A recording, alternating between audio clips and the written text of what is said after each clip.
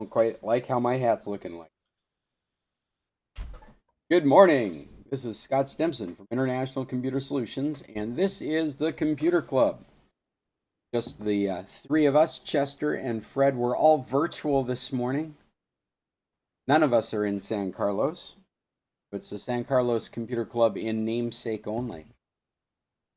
But we are live on YouTube right this moment, and I sent out a document of possible topics with a bunch of stuff on it. I was just telling Fred that we don't have to get through all of it, and we don't have to do any of it. If you brought your own topics to today's meeting, I am always more interested in what's going on in your lives than what I might have brought. Let me quickly, just at the top of our hour here, just reiterate that I'm still pushing the Bill of Digital Rights. I'm always looking for opportunities to share it with people, and that's on our document right here at the top. We're in bed and breakfast season right now. If you're coming to Alaska, I still have rooms available. You mentioned San Carlos at this point, you can get a 10% discount with me. And the smartphones for dummies is still on our list. So as we continue to talk in club meetings, topics appropriate, help people with smartphones, I'd like to add them to this document that you find, or this section of the document you find at the bottom of each of our documents. Clicked on it, smartphones for dummies too, and this is what we've collected so far in this. Just kind of an outline of topics we update. And VPNs is getting sketchier and sketchier. These are the VPNs that we think you should stay away from. A couple weeks ago, we reposted a Forbes article that had a list of VPNs. I'd have to say that if you're in an app store and you were looking at free VPNs, you're looking at the wrong VPNs. Anything with free is a compromise. At the very least, they may not be offering you the security you're hoping for, but they're definitely not privacy. The distinction is important. Free VPNs into data collectors. They're collecting your data. So this is proving to become a real problem because your data, it's turning out, is becoming easier and easier to unanonymize, if that's actually a word. So it's not too difficult to buy data that's supposed to be anonymous and very quickly associate it with people. And so it's a concern as we go into the who has your data, how they get. And this company, Cape Technologies, has proven to be a disingenuous, and they've bought up some genuine VP. If you haven't read that blog post, this one with, I definitely recommend open your eyes. That being said, what do you guys got going on? Chester, Fred, you guys got I, any questions, I don't really things you'd have like to talk anything about? going on currently, but I was curious about the one that said that Windows is going to require a new password. Yeah, What's that all about? it's not quite quite that. What Microsoft, and I can understand how this topic is a little convoluted because Microsoft has come out a number of times in the last year saying that they're going to do away with passwords. And that is definitely on the horizon. They would like to see us all switch over to passkey and two-factor authentication.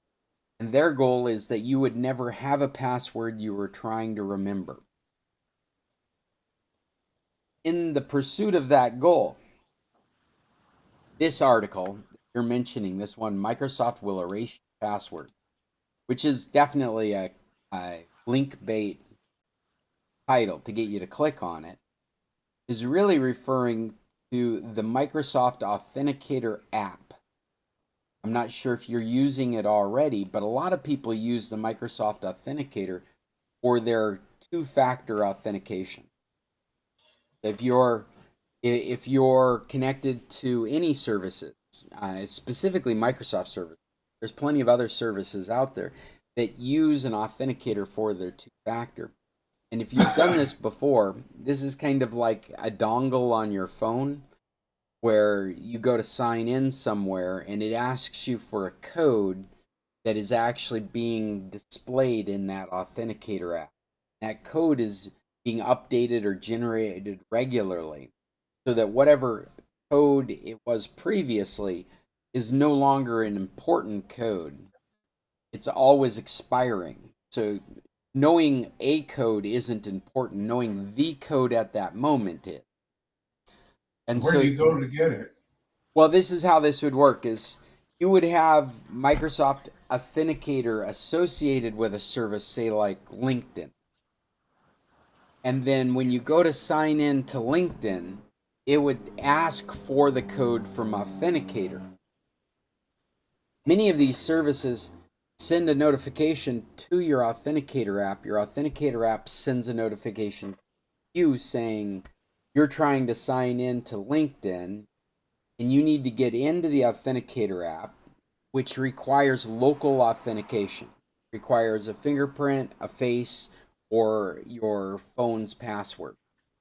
After you've gotten into the Authenticator app, then it displays to you a code you can use to sign in service. It's two-factor with security. Let me see if I feel comfortable opening up my Authenticator app here. I used LinkedIn as an example because it's one of the, yeah. So, hide some of this.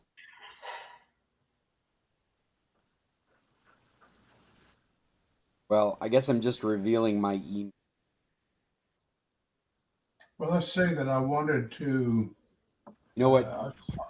have a dual authenticator for my Schwab bank accounts. Okay. So, first of all, Authenticator is the name of Google's, or I'm sorry, of Microsoft's application. With Google, they do their authentication through your Google Apps. And you've probably experienced that. They have said open your Gmail app on your iPhone to authenticate your login. And then that will appear when you open it, it'll appear with this message saying, somebody's trying to log in at such and such a place, what number, and it will give you like 2 or 3 numbers to pick from. And that number is being displayed on the login as well. And so you're bringing over like the number 62. You're clicking that and saying, yes, this.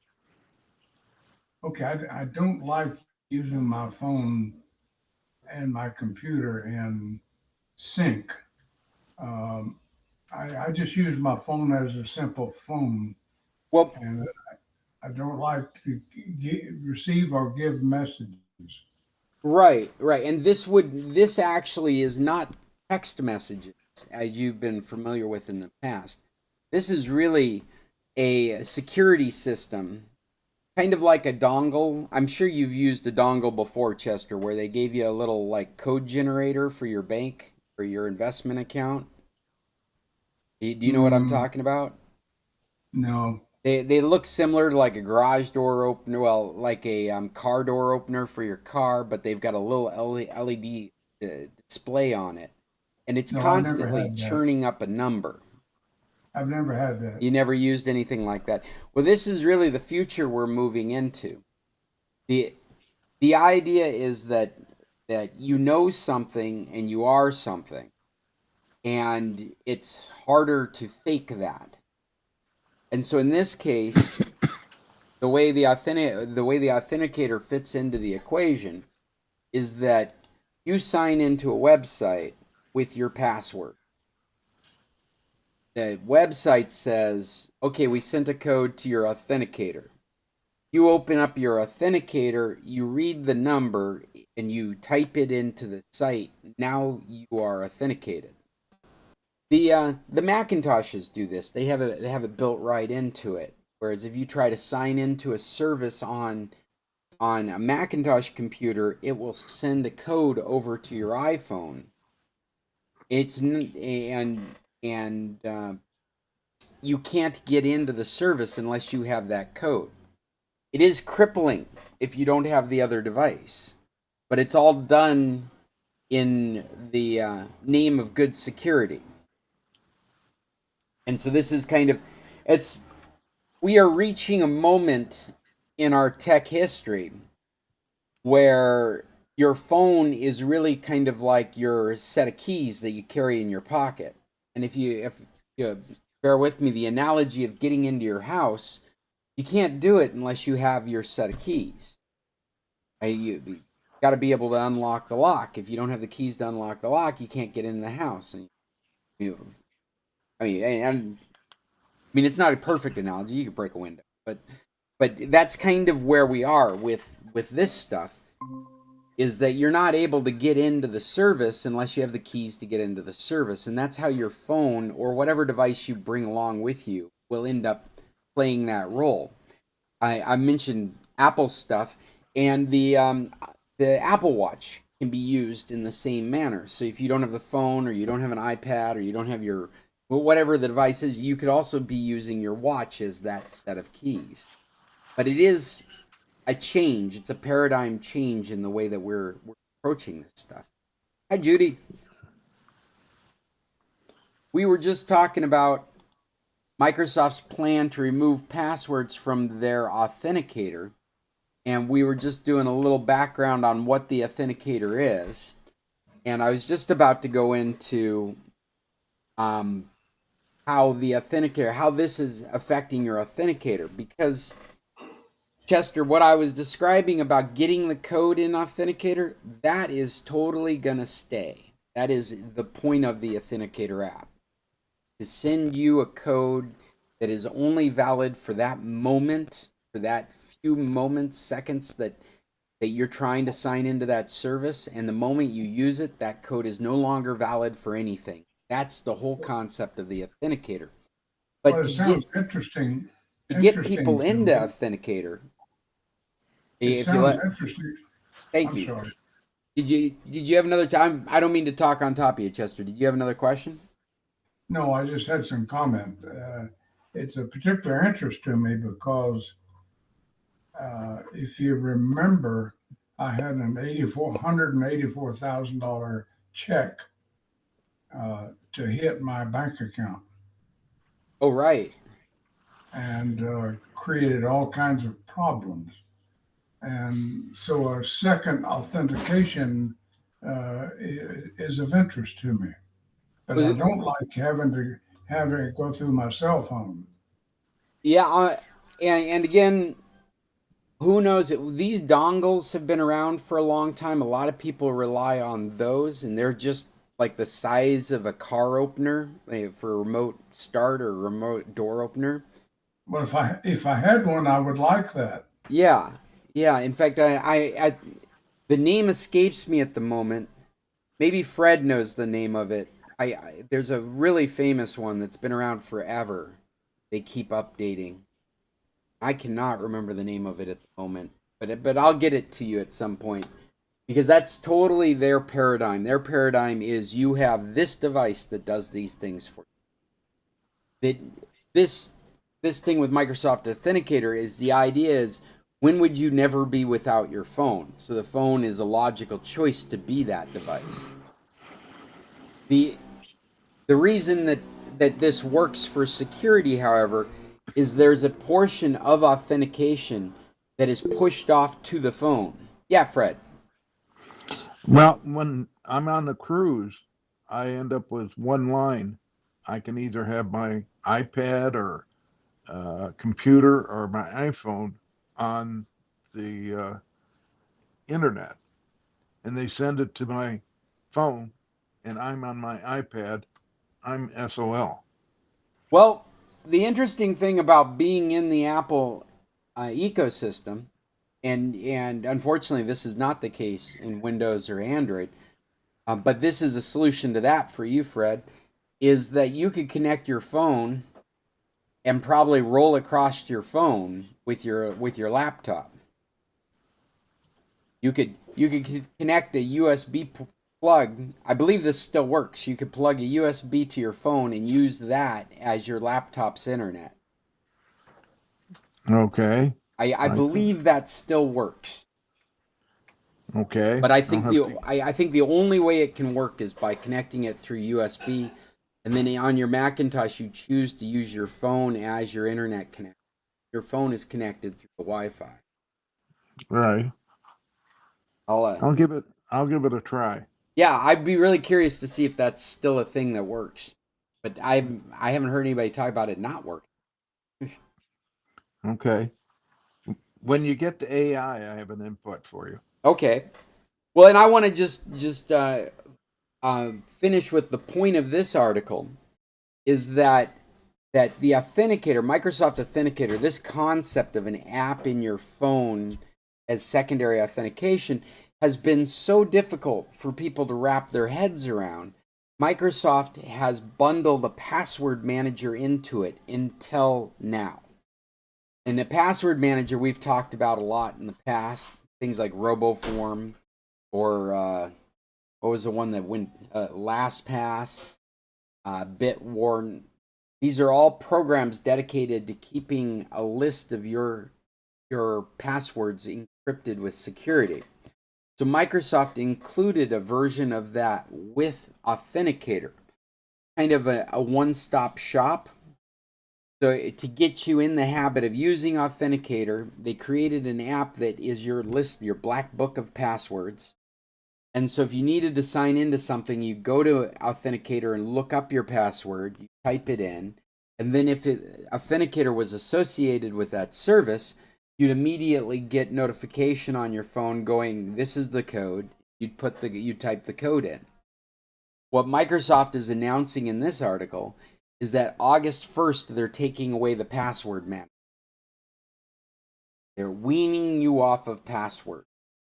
Their long-term goal being to get rid of passwords altogether, which they'll be doing with pass keys. Pass keys are these long hash encryption keys, a series of numbers, a series of characters that are associated with your services, very similar to the way a password is, but they're machine generated and you don't get to choose them. They're chosen for you.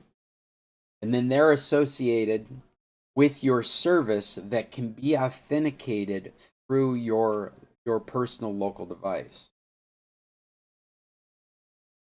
So that's an overall perspective of what's going on, but this article specifically is talking about if you're using Authenticator for your password manager, then you're going to lose that option starting August 1st.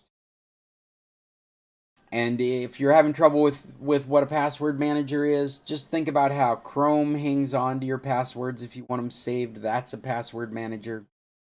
Your iPhone has had a password manager built into it forever, and they've recently broken it out into an application called Password.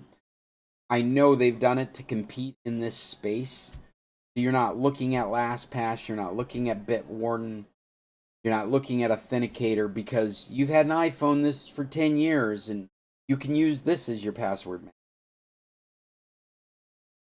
manager. And so that's what that software does for you, track of your password.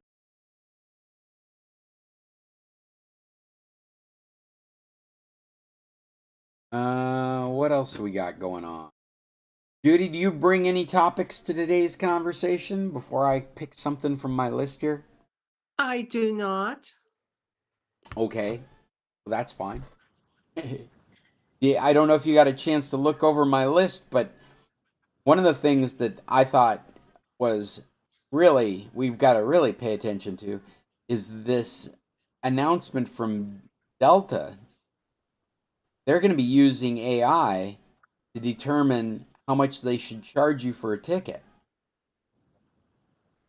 And what this article does is, first of all, it's a announcement what's it called? It's an announcement at an investors meeting. This is not a press release. And what they were telling their stockholders is that they will be using AI to determine individual pricing across their airlines, which means, Judy, you may be presented with a completely different price than me for the exact same seat on the exact same flight on the exact same itinerary. This is very reminiscent of what Amazon got caught doing, and you know it's still going on in the industry.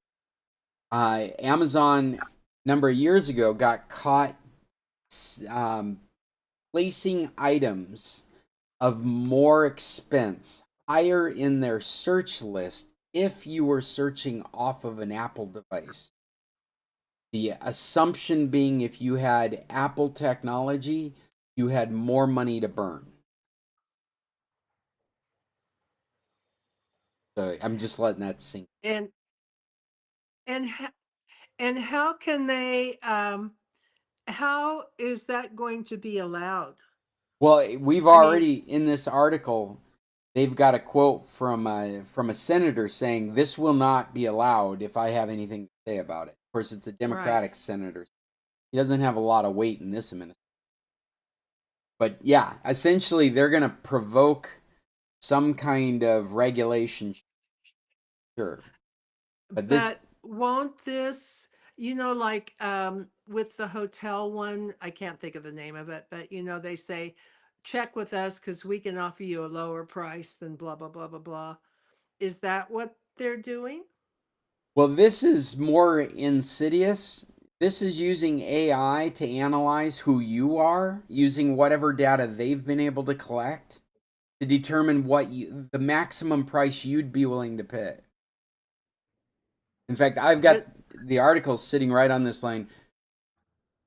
It says AI Delta Airlines is leaning into AI as a way to boost its profit margins further by maximizing what individual passengers pay for a fare. What? And you read this farther. The individual isn't a white guy from Alaska. The individual is Judy in Colorado Springs is willing to pay a maximum price of. Yes, Chester, I see your hand up. Or a different subject. Oh, I'm not don't ready to change leave it. this yet. Are No, you? no, So, no, not yet. yeah. This article has a an audio track with it, so you don't have to read it. You can listen to it in the background. It's definitely something that we should be paying attention to because this is how AI is going to be implemented in this next churn of AI.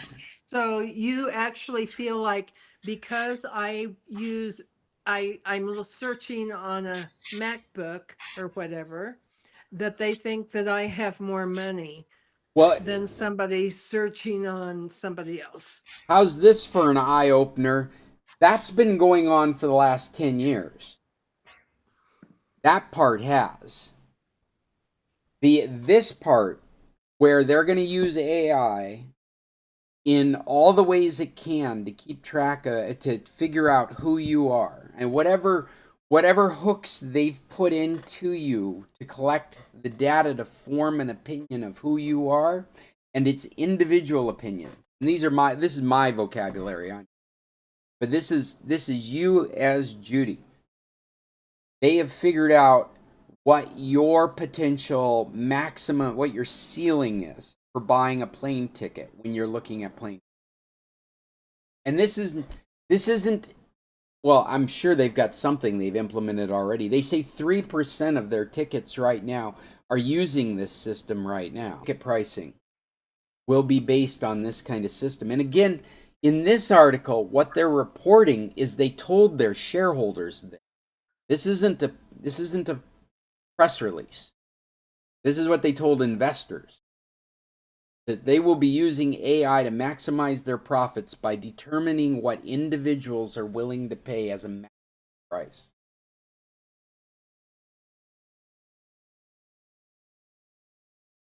So it'll be interesting to see what happens. I bet it's gonna uh, what is the word? It's gonna pop off a whole bunch of new regulation in the way AI is being used.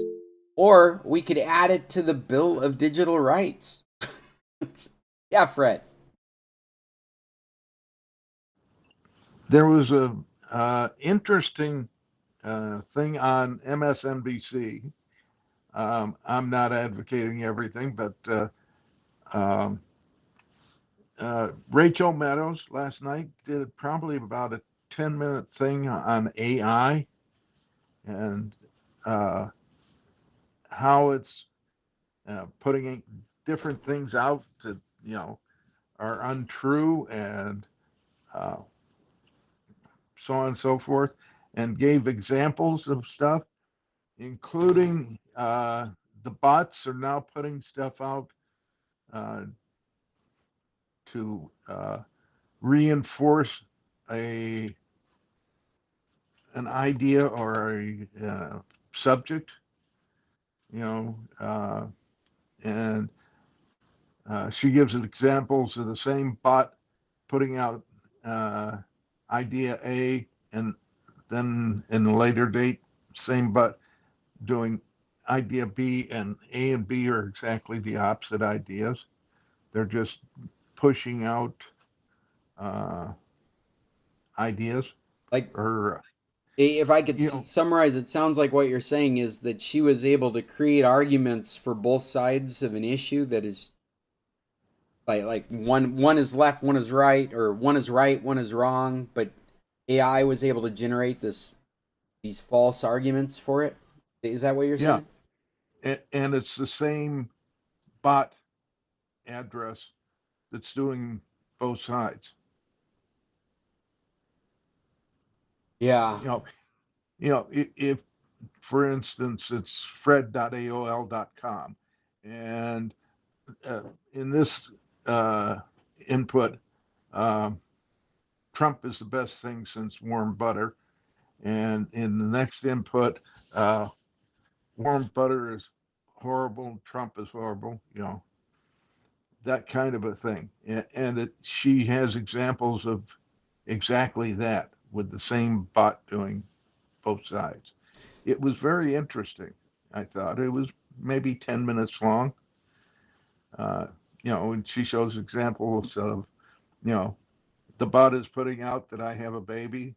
Uh, the bot is putting out that I own a house in Texas. Um, I forgot what the other ones were, but these were she goes into I don't have a baby, and I don't have a house in Texas, and Well, whatever the other one.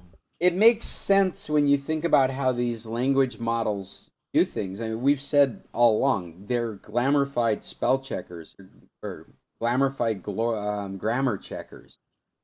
They, the whole essence of how they work is interpretive, and they're trying to statistically predict what the next thing should be, and none of that has any value.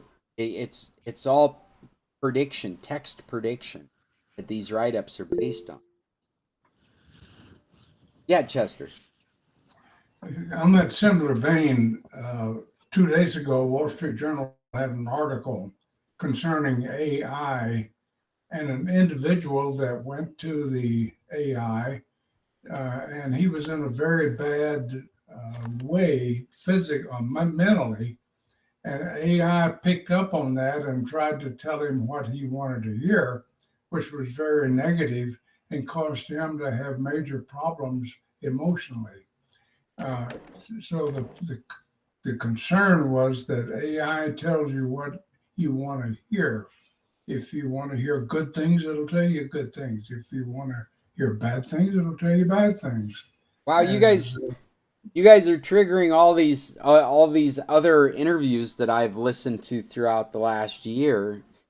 The I just recently listened to mental health experts talking about how concerned they are about AI being pushed as a mental health tool because of precisely that kind of thing, Chester.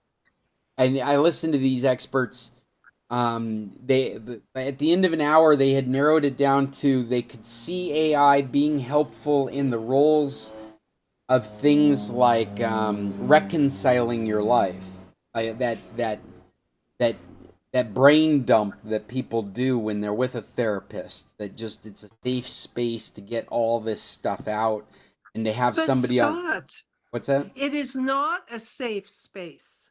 Well, I'm not arguing for or against. I'm just telling you this is But what it I is was not listening a to. safe space. I That's what in everybody is in seemingly fact, Judy, forgetting. I'm just talking about one specific instance where they Mm-hmm. could justify using AI in mental health.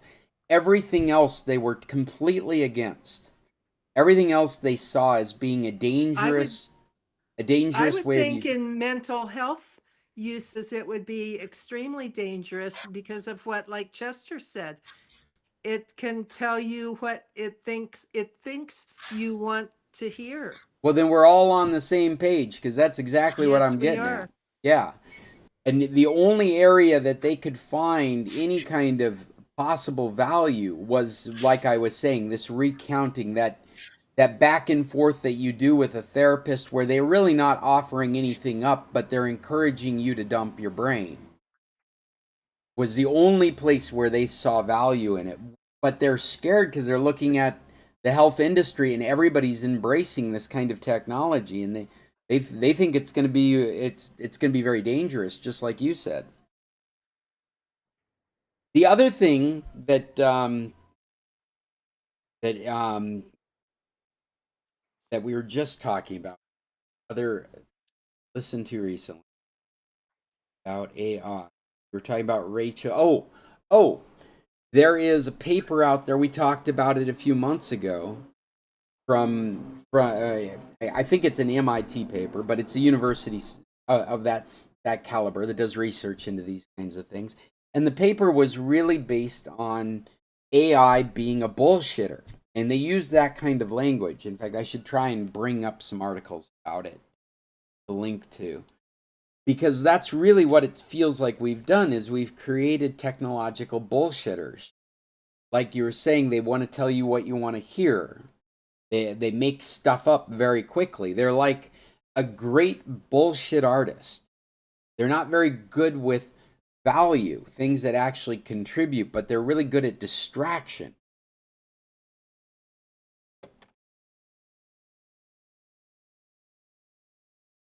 If I can find guys bullshitting obscures, who's to blame for its mistakes? America. Wonder if that's the. But there's a lot of experts out there saying that this is this is dangerous because of the way it functions like a bullshitter. Who knows? That might mean that our next president will be AI. I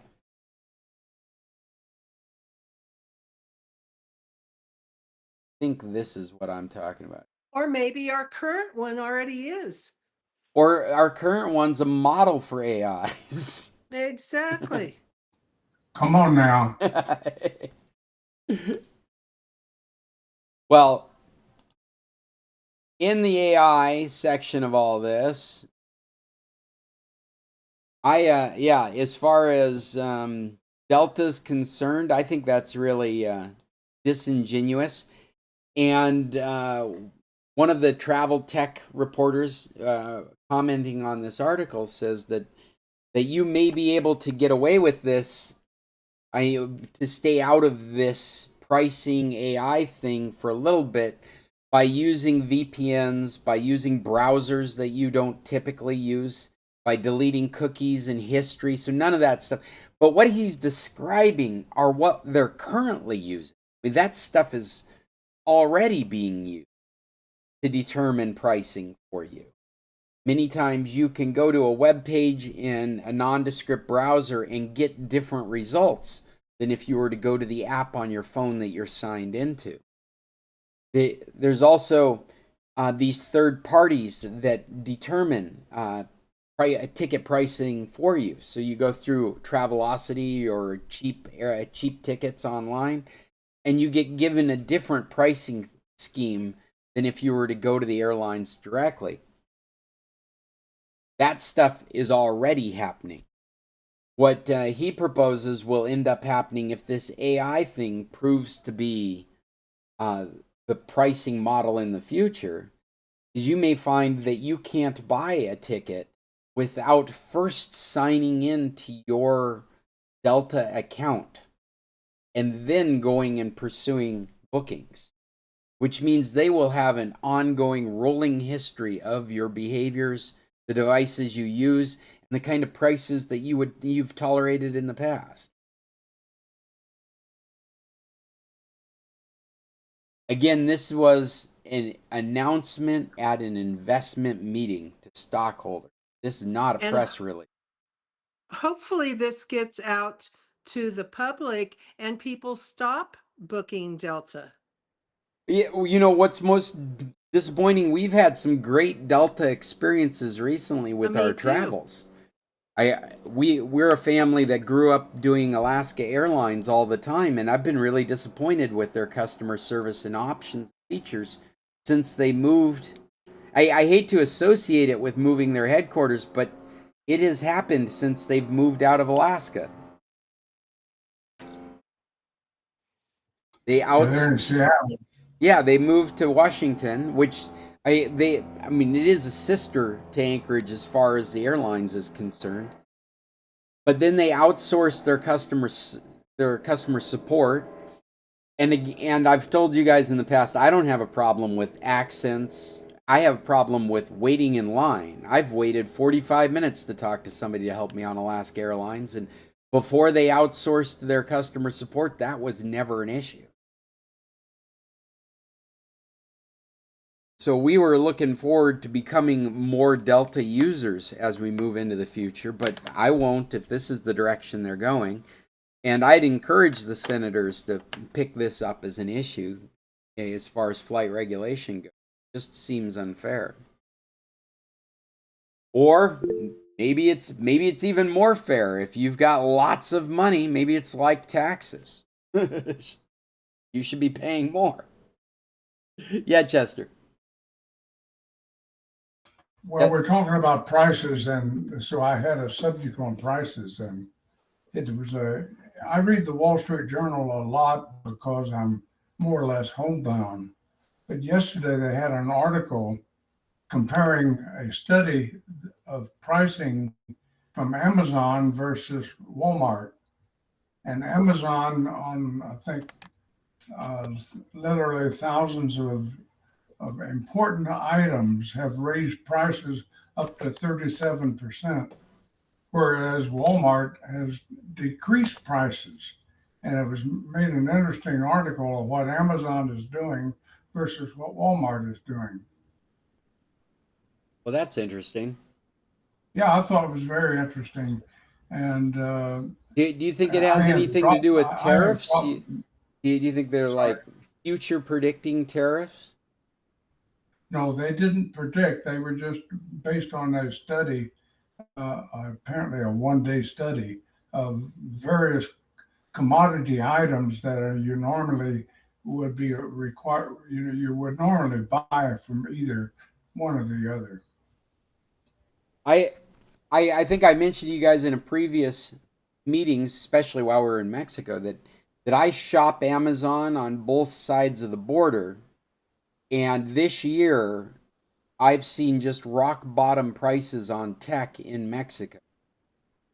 Typically, when we're working on a project, I have to look at pricing in the States and pricing in Mexico for equipment because so many of our customers are American customers. They have access to the American market.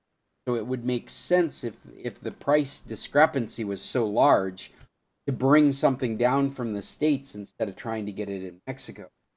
I'll tell you, since the first of the year, I have not had anything brought down from the United States. Everything that I've looked for, I have found at the best prices I've ever seen in Mexico.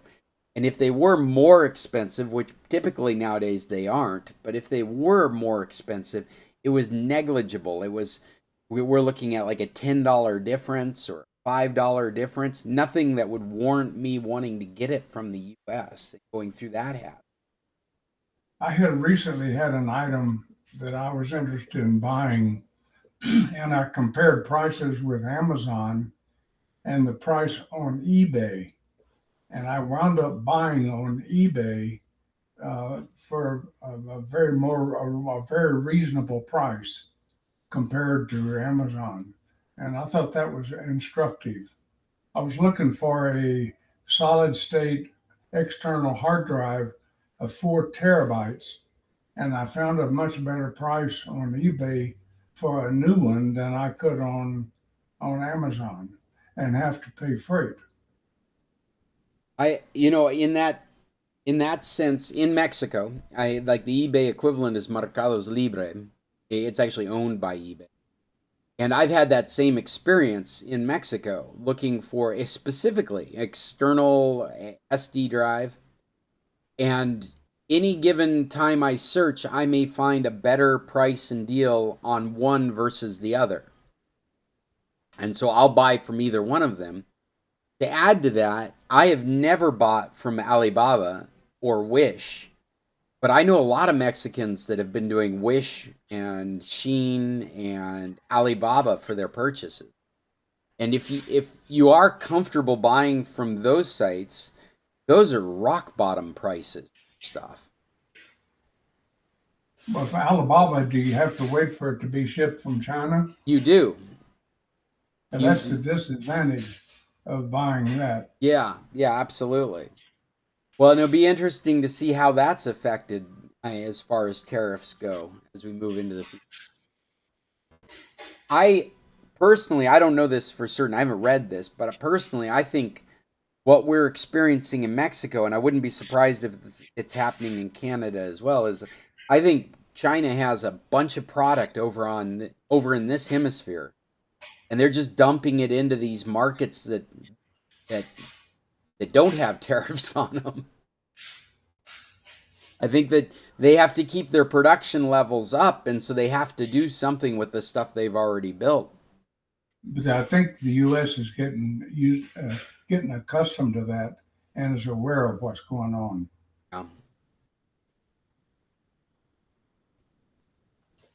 Yeah, it'll be interesting to see as we get into this. Interesting and frightening.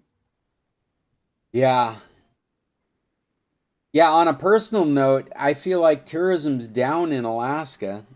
I'm looking for whatever reservations I can get right now. There's this I don't think people wanted to spend money to come to Alaska this year. It's down throughout the world. Yeah, I'm going to get out of here by the skin of my teeth. What else have I brought with us as far as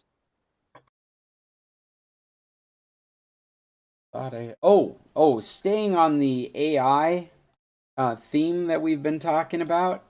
I hope you guys saw this. This is TechCrunch. I normally don't bring TechCrunch articles to our club, and the reason is because TechCrunch invests in a lot of the things that they report on. So many times they're kind of tooting their own horn.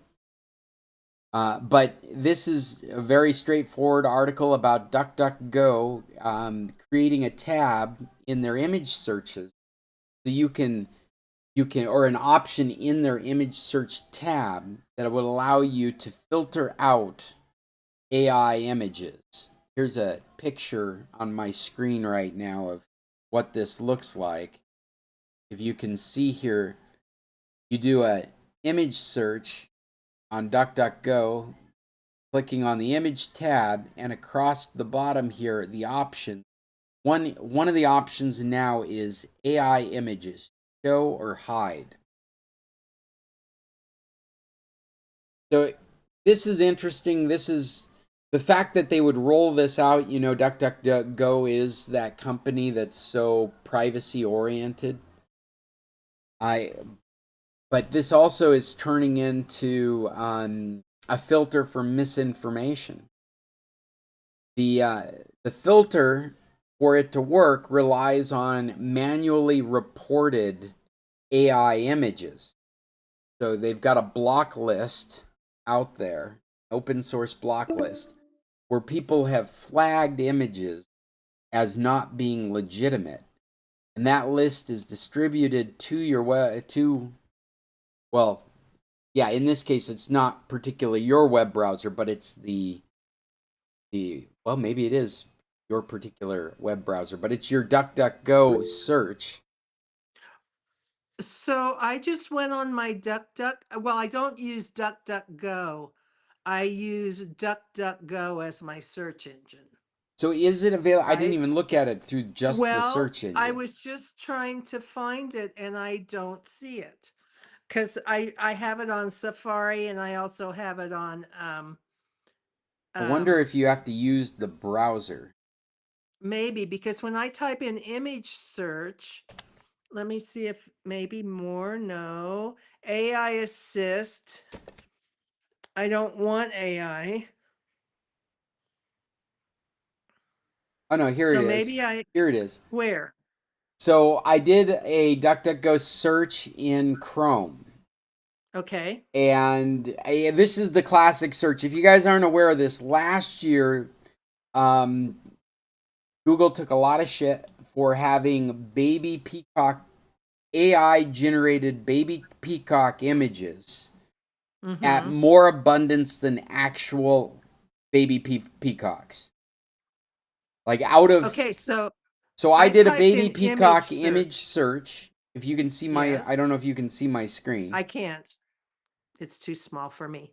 But Well, anyway, so I so did image search and I see all images, videos, news, more, you would click on assist. images, and then below images, it would have options like all regions, safe search, AI images, and it has right now show next to it. Yes. And I'm going to say So I hide. hide. Got it. And so now Perfect. these would be legitimate images, but it's important to understand how the tech works. If an AI image has not been flagged, then it could still be in this list. Exactly. Yes. I mean, it has to be Very, identified. very similar to the way virus checkers work right now. Very, very similar to the way um, bad cookies or bad website addresses are passed around so that you don't end up resolving to those addresses. Are these curated manual lists where they've been reported by someone, so they get put on a list? That's the technology.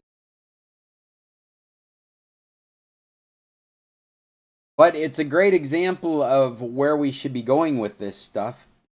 And I personally, I don't see a problem with having regulations that say you have to have a watermark on your AI generated content. I think it's a real easy way to to not worry about things like liability, and for better information to be shared out there is these services that create AI images can embed a thing that says they're AI images. And if they didn't, they are subject to regulation. And then the rest of us can use that embed to determine whether it's a real image or not very quickly.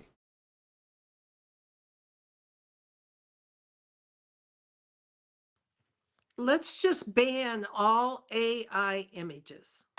Well, I mean, Hmm. I, What's the point I, in them?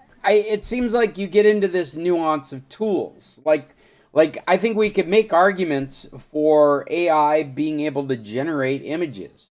That is helpful. That is a creative tool that can be used. And it's going to get more and more robust as time goes on.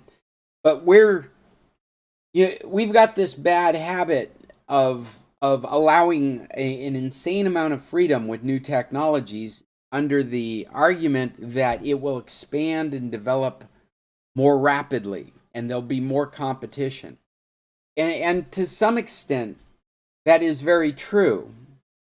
But then there's some areas some areas, and I think AI falls into one of those areas, where the disinformation that can be created by not keeping track of what's going on is so abundant and so dangerous that we should have a finger on it right from the beginning. That even though we don't understand where it's going to go or how it's going to be used, we should be having a say in each movement of that development, simply because it's so destructive to other aspects of our life. I think the AI generated movement is one of those. I don't think it would be hard. We have metadata already being stuck in our pictures. When you take a picture off of your iPhone, unless you've gone through great pains, that picture tells you when it was taken, where it was taken, what it was taken by, what resolution it was taken at, any keywords you associated with it. All of that's just a simple snap of the button now. And I don't see why you can't just have in the metadata, this is AI generated off of what's the one I'm using all the time? Genie, or yeah, is it Genie? No. What have I done? I've had a complete mental breakdown in the middle of my thought. Gemini. Gemini is what I'm trying to say. So if I took a, if I had Gemini create an image for me, it doesn't have to be a watermark I can see. It just has to be in the metadata, so that when we're looking at pictures like this DuckDuckGo search, I can say anything that says it's an AI image I don't want to see. And you just require that, like you put a little criminality into it. You require that, maybe as part of the Bill of Digital Rights, whatever. You make that a requirement to do business. And when you find businesses not doing that, then they're in violation. Somewhere you got to define image. What do you mean there, Chester? If you could expand on I that. say, sometime, somewhere, someone has to define what is an image. Well, I mean, I think you're right, but I think that when it gets spit out of an AI, it's not hard to tag it on its way out saying this was made by AI. Well, okay, but that makes everything an image. I I'm not sure I understand what you mean, because In other words, if everything has to be watermarked, essentially, even text would be an image if it's watermarked. well, and to be Uh, fair, Chester, we haven't talked about text. I think that's a much more complicated issue. But how about charts? How about charts? charts, well, if it's a picture, it seems like if it's a picture that was generated by an AI, it should say that. Was generated by AI using data that somebody else inputted. Sure, yeah, absolutely. And it may be varying distinctions. Like this chart was made by Excel, and Excel used AI to do it. But I think you see my point. Yeah, yeah. I mean, it's nuanced like everything else in technology. But we right now, Chester, what we have is we have some AI models out there that can take your description and generate a photo from it, to generate an image from just your written text. I mean, which is kind of amazing when you think about it. If you expand way out on that, there might be a point at which you could have real time movies being created as they're reading a novel, right? Could Okay, you? but think long term. What are we going to have when the U.S. power is doubled and we have all of these uh, points where AI is generated, maybe 1,000-fold over what we have today, or 10,000-fold. What kind of AI are you going to have then? Well, I think that's what we're discussing really is what we see is the wild west of AI right now. And just like we were talking about bullshit, we have so much more disinformation now. Images being, I mean, like if I wanted to create an image of you having an affair with somebody, it wouldn't be too hard to stick you and some other woman in a picture from just your photo and some random photo. All that could just be generated by writing the description to an image generator AI. Hmm. And I guess what I'm saying is that I don't understand why we don't just have that image generator tag it as being generated on its way out. Add that to the metadata. Then it's very Well, it's not a obvious. lot different than Photoshop. Right. One thing that Photoshop has is some telltale signs that it was made through layers and a person, whereas AI is getting so accurate that it's blurring the distinction. Yeah.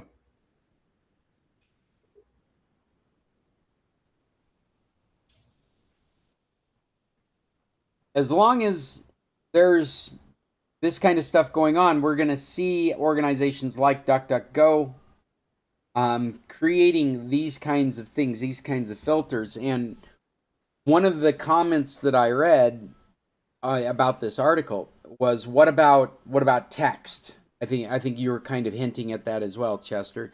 And DuckDuckGo does not have a solution for text right now, which makes sense because we can't distinguish.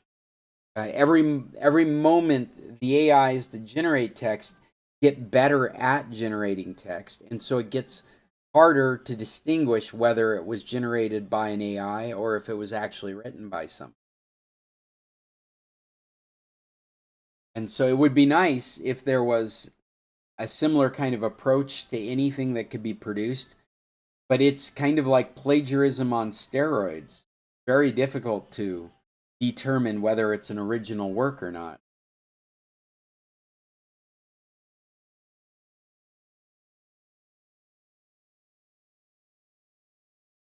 Well, I see our time is about to run out in this meeting. We got 3 minutes. I'll go ahead and open up another meet. So we've got that ready.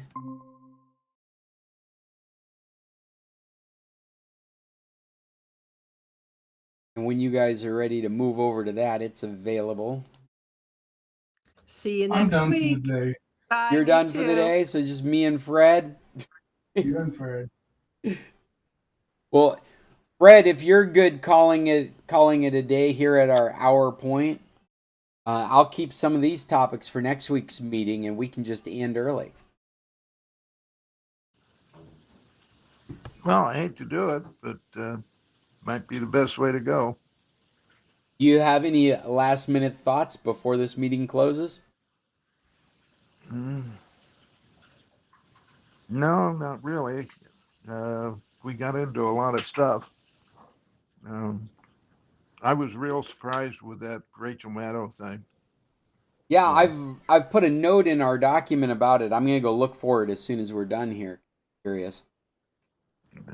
it's on YouTube. But it's where I found it. Yeah, that's what I was hoping.